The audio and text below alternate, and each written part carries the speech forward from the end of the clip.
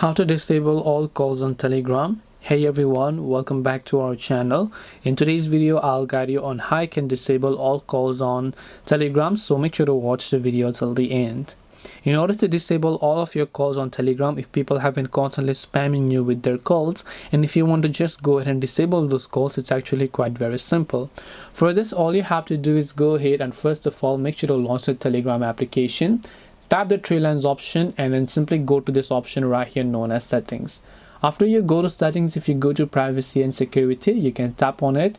Under privacy, you can look for the option called calls, and when you tap on calls, right here you can see who can call me. You can set it to everybody, but of course that's not what we're looking for.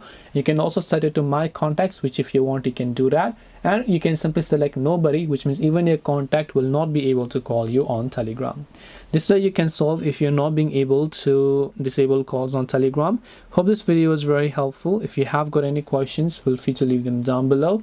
Thank you for watching till the end of this tutorial, and see you soon in the next video.